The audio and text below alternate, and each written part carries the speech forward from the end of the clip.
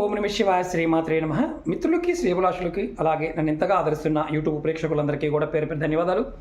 మిత్రులారా, మీ అందరికీ పరాదేవత ఎల్లవేళలా మీతో ఉండి మీ మనోవాంఛ నెరవేర్చాలని మనస్ఫూర్తిగా కోరుకుంటున్నాను. చాలామంది మిత్రులు, అక్క చెల్లెలు మెయిల్స్లోనూ కామెంట్స్లోనూ గురువుగారు మాకు ఎన్ని పూజలు చేసినా కలిసి రావడం లేదు, దేవాలయాలకు వెళ్తున్నాము కలిసి రావడం లేదు, హోమాలు చేయించుకుంటున్నాం కలిసి రావడం లేదు, ఉంగరాలు పెట్టుకుంటున్నాము కలిసి రావడం లేదు, అంటే రత్నాలు ధరిస్తున్నాము, మాలలు ధరిస్తున్నాము కలిసి రావడం లేదు, తాంత్రిక పరిహారాలు యూట్యూబ్లో చెప్పేవి, పుస్తకాల్లో చదివినవి అన్నీ చేస్తున్నాము, అయినా కలిసి రావడం లేదు. ఈ 5 విషయాలు రెగ్యులర్గా కొంతమంది అక్క చెల్లెళ్ళు మిత్రులు అడగడం జరిగింది. అలాగే ఇంకొక చాలా ముఖ్యమైనది ఏంటంటే, మా ఇంట్లో మేము ఇల్లు కట్టుకుందాం అనుకున్నాము, స్థలం ఉంది, కుదరటం లేదు. అలాగే మేము అద్దెంట్లోనే ఉంటున్నాము, సంవత్సరానికి ఒకసారి ఇల్లు మారాల్సి వస్తుంది. అలాగే మేము ఇల్లు కట్టాము, షాపులు ఉన్నాయి, గిరాకీ లేదు. అంటే ఇల్లు కట్టుకున్నాము, అద్దెలకు ఇస్తానికి ఎవరు రావడం లేదు. అలాగే షాపులు కట్టాము, షాపు అద్దెకిద్దామంటే ఎవరు రావడం లేదు. అలాగే ఇంకొకటి ఏంటంటే, వ్యాపారం చేస్తున్నాము, మా వ్యాపారము పెట్టుబడి పెట్టడమే తప్ప దాంట్లో రూపాయి రావడం లేదు.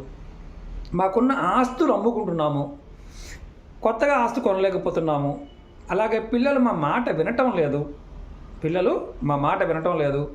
పిల్లలు చెడు మార్గంలోకి వెళ్ళిపోయారు. మాకు మా మాట వినాలి.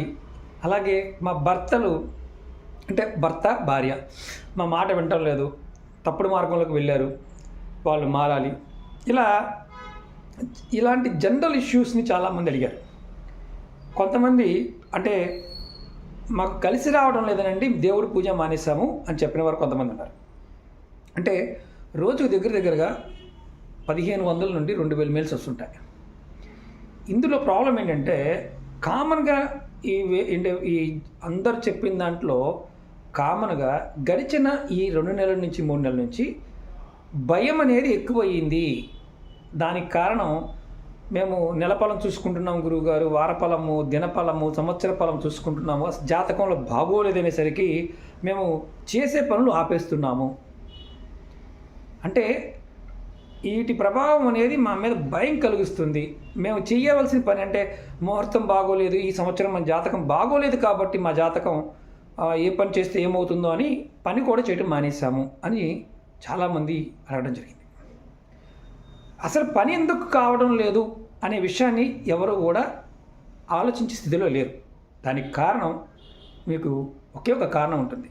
ఆ కారణం ఏంటంటే, మీరు నిత్యం ఆరాధించే దేవత ఎవరైతే ఉంటారో ఆ దేవత పట్ల మీరు చూపిస్తున్న కృతజ్ఞతాభావం చాలా ఇంపార్టెంట్. ఎందువల్ల ఇలా జరుగుతుంది అనేది నేను మీకు ఈ వీడియోలో ఎక్స్ప్లెయిన్ చేస్తాను. అలాగే రాబోయే రవి పుష్యమి నక్షత్రం, అంటే 5వ తారీఖు, నవంబర్ 5వ తారీఖు ఉంది. అంటే ఏ రవి పుష్యమి నక్షత్రమైనా, అలాగే ధనత్రయోదశి, దీపావళి, అమావాస్య ముందు వస్తుంది ధనత్రయోదశి. వీటికి సంబంధించిన వీడియోలు కూడా నేను అంతకుముందు చాలా వీడియోలు చెప్పాను, అవి కూడా షేర్ చేస్తూ ఉంటాను. ఈ వీడియోలో కూడా మీకు ఏం చేయాలో కూడా చెప్తాను.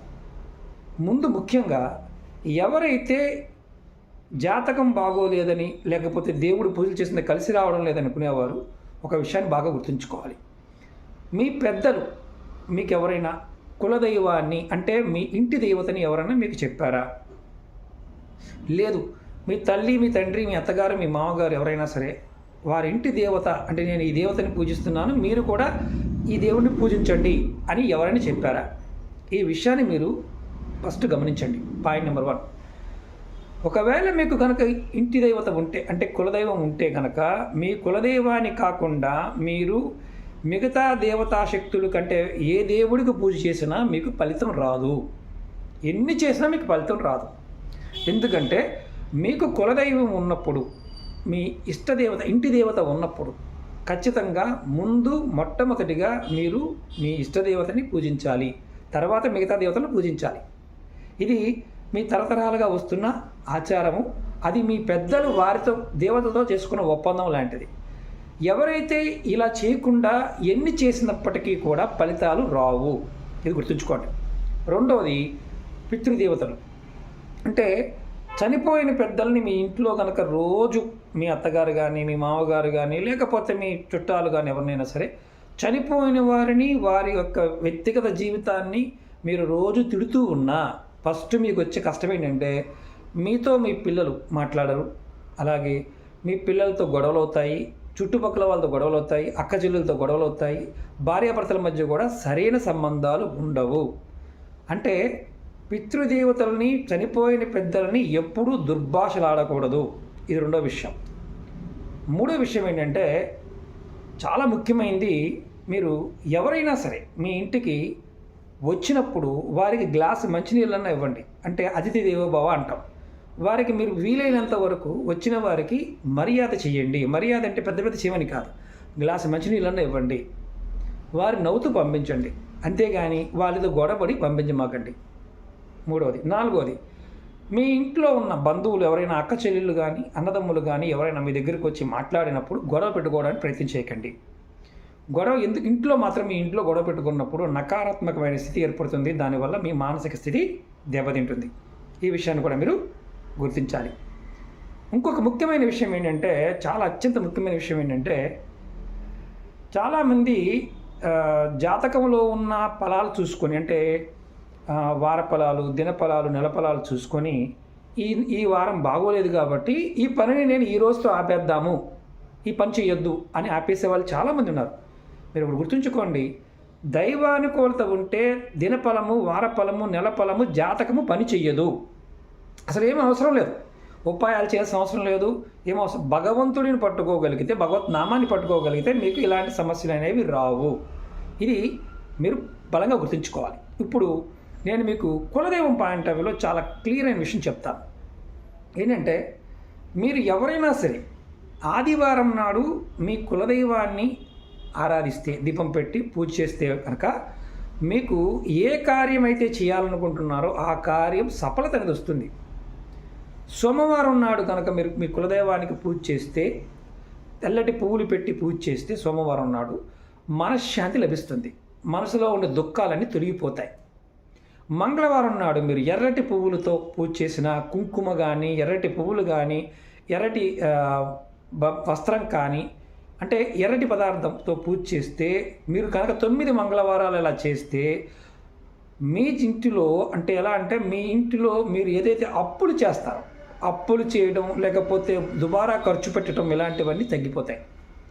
అప్పులు 13 కనుక మీరు కనుక 13 మంగళవారాలు చేసినట్లయితే, ఇలా మంగళవారం ఎర్రటి పువ్వులు, కుంకుమ, ఎర్రటి వస్త్రాన్ని కనుక సమర్పిస్తూ ఉన్నట్లయితే కనుక మీరు చేసిన అప్పులు కూడా మీరు ఆటోమేటిక్గా తీర్చగలుగుతారు. మీకు మార్గాలు తెలుస్తాయి. అలాగే కుటుంబంలో చెడు వ్యసనాలు, భార్య కానీ, భర్త కానీ, పిల్లలు కానీ చెడు వ్యసనాలకు బానిసైపోయి, అంటే వాడు పనికిరాడు, వాడు ఎందుకు పనికిరాకుండా పోతున్నారు పిల్లలు అనుకున్నవారు, ప్రతి బుధవారం నాడు మీరు మీ కులదైవానికి వీలైనంత వరకు, అంటే ప్రతి మంగళవారం నాడు ఎర్రటి పువ్వులతోనూ, బుధవారం నాడు ఖచ్చితంగా ఆవునితో దీపం పెట్టి చక్కగా మీరు అమ్మవారికి, అంటే మీ ఇష్టదైవానికి రోజు కూడా, అంటే బుధవారం నాడు దీపం పెట్టిన తర్వాత పసుపు కలర్లో ఉండే పువ్వులు కానీ, గ్రీన్ కలర్లో ఉండే పువ్వులు కానీ, లేదంటే ఆకులు కానీ పెట్టి మీరు రోజు ఆ వ్యక్తులు ఎవరైతే ఇబ్బంది పడుతున్నారో వారి బుద్ధి మారాలని కోరుకుంటే ఖచ్చితంగా వారు చెడు వ్యసనాల నుండి బయటపడతారు. అంటే ఇక్కడ గ్రీన్ కలర్ కానీ, ఎల్లో కలర్ కానీ, పువ్వులు కానీ, ఆకులు కానీ పెట్టాలి. ఇది గుర్తుంచుకోండి. దీపం మాత్రం కంపల్సరీగా పెట్టాలి. ప్రతిరోజు దీపం పెట్టవచ్చు కులదైవానికి. ఇప్పుడు చాలామంది ఏమంటారంటే, మేము మంగళవారం ఆంజనేయ గుడికి వెళ్ళాము గురుగారు, బుధవారం గణపతికి వెళ్ళాము, గురువారం సాయిబాబా దత్తాత్రేయ గుడికి వెళ్ళాము, ఇలా చెప్పుకుంటూ వస్తారు. మీ ఇంటిలో కులదైవానికి పూజ చేయకుండా మీరు ఎంతమంది దేవతలకు పూజ చేసినా మీకు కలిసి రాదు. ఇది బాగా గుర్తుంచుకోండి. అలాగే తెలియదండి, మాకు కులదైవం తెలియదండి, కులదైవం తెలియకపోతే ఎలాంటి ఇబ్బంది లేదు. మీరు ఇష్టదైవానికైనా ఈ విధంగా చేస్తే ఫలితం ఉంటుంది. అలాగే మీరు గురువారం నాడు, ప్రతి గురువారం నాడు కూడా మీ కులదైవానికి వీలైనంత వరకు కంపల్సరిగా అన్న పాయసాన్ని కానీ, బెల్లంతో చేసిన పదార్థాన్ని నైవేద్యంగా పెట్టండి, లేదా బెల్లం ముక్కనే నైవేద్యంగా పెట్టండి. అలాగే శుక్రవారం నాడు కంపల్సరిగా మనకి పటికి బెల్లం ఉంటుంది కదా, కలకండ అంటుంటాం, పటికి బెల్లం చిప్స్ పెడుతూ ఉంటాం, నైవేద్యంగా పెడుతుంటాం. పటికి బెల్లాన్నైనా నైవేద్యంగా పెట్టండి, లేదా పెరుగునైనా కలిపి పెరుగు పటికి బెల్లం కలిపి నైవేద్యంగా పెట్టండి. దానివల్ల మీ భార్యాభర్తల మధ్య గొడవలు తగ్గుతాయి. గురువారం నాడు కనుక మీరు బెల్లంతో కనుక మీరు పాయసం చేసి పెట్టినా కులదైవానికి పెడితే మీ వ్యాపారము, మీ కుటుంబ అభివృద్ధి, పిల్లల ఉద్యోగము ఇలాంటివన్నీ కూడా బాగా కలిసి వస్తాయి. శుక్రవారం నాడు మాత్రం పటికి బెల్లము అలాగే పెరుగుతో మీరు అమ్మవారికి నైవేద్యం పెట్టినా, కులదైవానికి నైవేద్యం పెట్టినా మీకు భార్యాభర్తల మధ్య, ప్రేమికుల మధ్య, కుటుంబ సభ్యుల మధ్య ప్రేమానురాగాలు పెరుగుతాయి. శనివారం నాడు కంపల్సరీగా ఏంటంటే శనివారం నాడు కూడా మీరు కులదైవానికి దీపారాధన చేయాలి. అలాగే మీకు వీలైనంత వరకు శనివారం నాడు అమ్మవారి ముందు అంటే ఇష్టదైవం ముందు కంపల్సరిగా పళ్ళు ఫలాలు లాంటివి కూడా సమర్పించి ఒక కొద్దిగా పాలు అక్కడ దేవత దగ్గర పెట్టి మీ మనసులో కోరిక చెప్పుకొని తర్వాత ఆ పాలుని మీరు ఎవరైతే పూజ చేస్తారో వారు స్వీకరించండి కొద్దిగా. ఇలా చేయటం వల్ల ఏదైతే శని ప్రభావం చేత మీకు మానసిక ఇబ్బందులు కలుగుతున్నాయో ఆ ఇబ్బందులన్నీ బయటపడిపోతారు. ఇది కులదైవానికి వారం రోజులు చేయవలసిన విధానం. ఏమి చేయలేమండి, వారం రోజులు మేము చేయలేమంటే రోజు దీపారాధన చేయండి, కులదైవానికి ఒక పువ్వు పెట్టండి, ఒక గ్లాస్ అక్కడ నీళ్ళు పెట్టండి. ఇలా చేయటం వల్ల కూడా మీకు దోషాలు తొలగిపోతాయి, కలిసి రావడం మొదలవుతుంది. ఇప్పుడు రవి పుష్యమి నక్షత్రం ఇలాంటి సమయాల్లో చాలామందికి ఏంటంటే భయాలు ఉంటాయి. వనమూలికల గురించి చాలా వీడియోలు చెప్తూ ఉంటాం. లక్ష్మీ పూజ చేయండి, అలాగే సూర్య పూజ చేయండి. ఆరోగ్యం కుదుటపడడానికి కూడా ఈ రోజున చేయొచ్చు. కులదైవానికి కూడా మీరు ఆదివారం నాడు వీలైనంత వరకు దీపారాధన చేసిన తర్వాత సూర్యుడికి నమస్కారం చేసుకున్న మంచి ఫలితాలు ఉంటాయి. అలాగే రవి పుష్యమి లక్ష్మీ పూజ చేయటం, ధనత్రయోదశికి విష్ణుమూర్తి పూజ చేయటం అంటే, అలాగే దీపావళికి లక్ష్మీ పూజ చేయటం ఇలాంటివి కంపల్సరీగా చేసుకోవాలి. సంవత్సరంలో ఎప్పుడు చేసినా చేయకపోయినా మీరు ఈ దీపావళికి ధనత్రయోదశికి పూజ చేయడం వల్ల లక్ష్మీ యోగం అనేది ఖచ్చితంగా కలిగి తీరుతుంది. అలాగే మీ దగ్గర తాంత్రిక వస్తువులు ఉన్నాయనుకోండి, చివరికి శంకులు, మనకి గోమతి చక్రాలు, తామర గింజలు, ఇంద్రజాలు, హతజోడి, పిల్లి మాయ, అలాగే రకరకాల వస్తువులు అంటే యంత్రాలు ఇలాంటివి ఏదైనా సరే మీ దగ్గర ఉన్నప్పుడు కంపల్సరిగా దీపావళికి శుద్ధి చేసుకొని పూజ చేసుకోండి. అలాగే లక్ష్మీదేవి మంత్రాన్ని ఖచ్చితంగా సాధన చేయండి. మీకు ఎవరైనా సరే ఒక తాంత్రికమైన శక్తి బాగా ఉండే సమయం ఏదైనా ఉంది అంటే అది దీపావళి రాత్రి, అంటే ఏదైతే అమావాస్య రాత్రి ఉంటుందో ఆ టైంలో బాగా శక్తి ఉంటుంది.